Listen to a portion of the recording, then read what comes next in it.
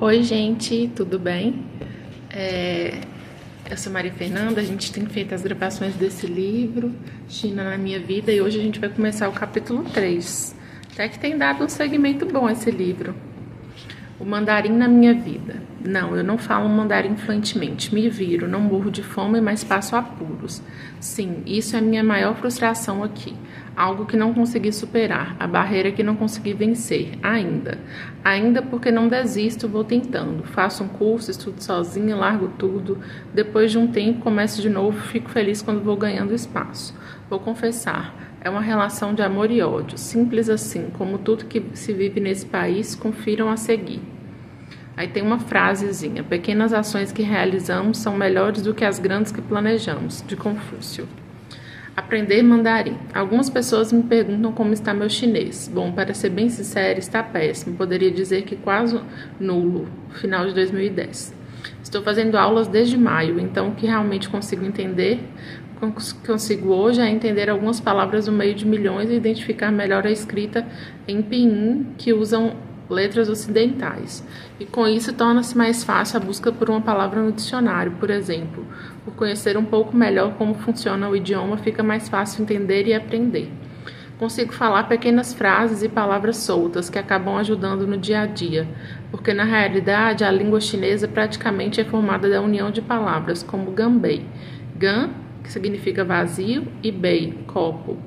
Mas isso não quer dizer que eles entendem o que eu falo, e aí aqui começa a confusão.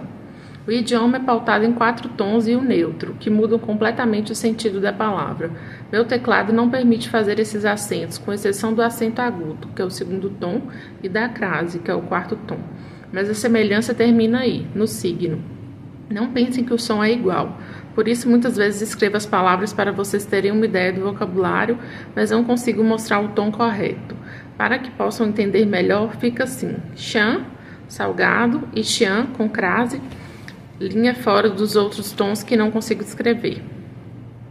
Resumindo, se não usar o tom corretíssimo, você pode falar o arroz está muito salgado, e eles entenderem o arroz está muito linha. Digam-me se não é para enlouquecer. Porque isso não acontece só com 1 ou 2 palavras, mas com todo o vocabulário chinês. E não para por aí, porque depois disso ainda há centenas de dialetos que existem nesse país. Em Xangai eles usam o xangainês, e quem é do norte não entende exatamente tudo o que eles falam aqui. Ufa, o governo está investindo muito para unificar a língua como o mandarim, mas sabemos que todo o processo de mudanças culturais exige tempo e adaptações. Em compensação, a gramática é quase nula. Se traduzirmos ao pé da letra uma frase, fica meio como índio. Wu men hui jia, nós voltar casa. Os verbos só têm o presente, o passado é definido através do classificador. Li, zu, desejar, zu, li, desejei. Só que nem todos usam essas pequenas regras e às vezes eles mesmos se atrapalham. Existem milhões de curiosidades sobre essa língua que com seu povo é diferente de tudo que conhecemos. Na real, tudo que eu aprendi, a frase que mais uso é Wu Tin Bun Dong. Eu não entendo. E depois que falo, eles morrem de rir. E vamos em frente que atrás vem gente. E aqui na China é muita gente. Mais um trechinho. Mais algumas considerações sobre a língua. A utilização oficial do pinyin é relativamente nova por aqui, a partir de 82. Foi uma maneira de adaptar a escrita para facilitar o aprendizado e entendimento dos ocidentais e para uso do computador. Eles digitam as letras na tela vão aparecendo os caracteres. Geralmente, cada sílaba do pinyin gera um caractere, que é o desenhozinho da linguagem do mandarim, né? Apesar de continuar sendo muito complicado, pelo menos os acentos nos ajudam a diferenciar os sons e tentar ler as palavras, porque cá entre nós, decorar aproximadamente 15.000 desenhozinhos diferentes e saber como falar e dar a entonação correta a cada um não é tarefa muito fácil. Mas não se iluda achando que os sons das letras são os mesmos. Houve a romantização da grafia, mas dentro dos padrões fonéticos entendidos por eles. A outra coisa é que existem poucas pessoas com mais de 25, 30 anos que sabem ler o pinyin. No começo, tive o maior trabalho de escrever, com a ajuda de um dicionário, as frases em pinyin para tentar me comunicar com minha empregada, porque naquela época não tinha ainda noção dos sons, e ela olhou para mim com uma interrogação maior que seu rosto. Foi aí que fiz uma amizade estreita com o aplicativo Google para traduções. Escreva em inglês ou português e ele passa para o mandarim. Desse jeito ela consegue ler e me entender. Agora, entender a resposta dela já é um pouco mais complicado, pois ela não consegue escrever em pinyin para o Google me ajudar. E depois de erros e acertos, percebi que não posso escrever frases com mais de 3 ou 4 palavras. O Google também tem suas limitações com o mandarim. Como vocês devem estar deduzindo, geralmente faço um monólogo escrito em partes, e ela responde "she", que é sim, ou "bushi", não. Claro que hoje entendo um pouco mais as suas respostas e até me arrisco a falar alguma coisa simples, mas quase sempre recorro ao Google, afinal, amigo é para essas coisas. A outra opção é chamar a moça que trabalha no escritório do condomínio e ela faz a tradução simultânea. Chique no último. Olha, é bem o que já escrevi dezenas de vezes. Depois que passa a gente ri. Já estou escrevendo e me lembrando das coisas que vivi com minha Ai, que é a empregada, né? Nesses 2 anos, principalmente só no começo. Só rindo mesmo. Ainda hei de entender. A coisa aqui não é fácil de entender e mais complicado ainda é aprender.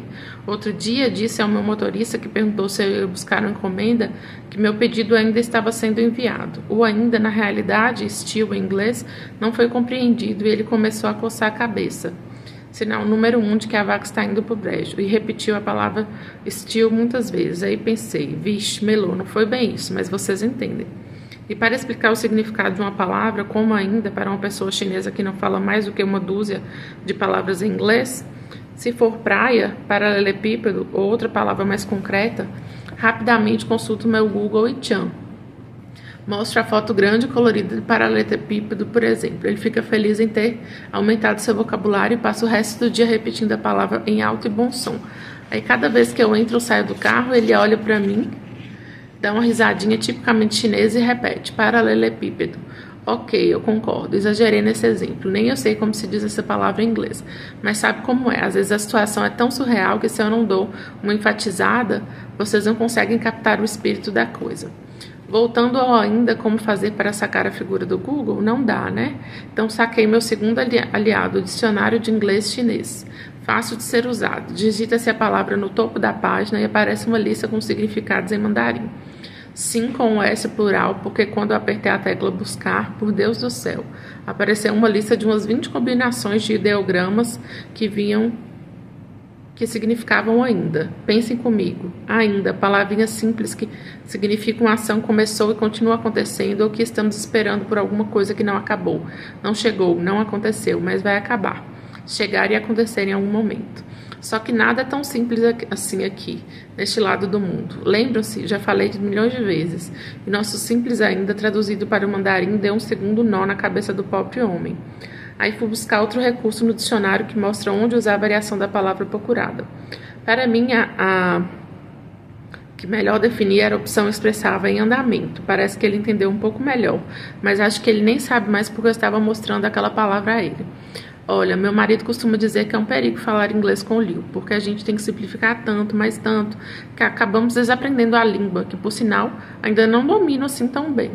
E, de fato, muitas vezes me vejo falando que nem índio. Eu querer ir Carrefour. Agora, o pior que me deixa mais, vamos dizer, estressada e inconformada é que quando eu falo uma das 12 frases que ele decorou e pelos motivos acima explicados, fica completamente errada, desestruturada. E ele olha para mim com um ar de haha, te peguei. E diz com a maior cara de pau, você está falando errado, o certo é blá blá blá. Bom, queridos leitores, aí se o dia já não está daqueles em que tudo são flores, minha paciência e boa educação vão para o Brasil num voo supersônico e começa a falar um monte rápido de palavras que ele não conhece. Que maldade, eu sei. E no final, bem devagar. Você entendeu? Para fechar com chave de ouro, ele responde sim, entendi tudo, e coça a cabeça, que é um sinal de que não entendeu nada. A essa altura do campeonato já desisti de brigar, até porque a única que se estressa sou eu, e acaba rindo. Não sei se da situação ou de nervoso, e sempre tento me lembrar de que eu que deveria estar falando o idioma deles, já que sou hóspede por aqui. Fato. De tudo isso, porém, o que posso dizer para vocês é que sempre depois que passa a gente ri de novo. Agora mesmo me lembrando das cenas, estou rindo sozinha. Por hoje é só.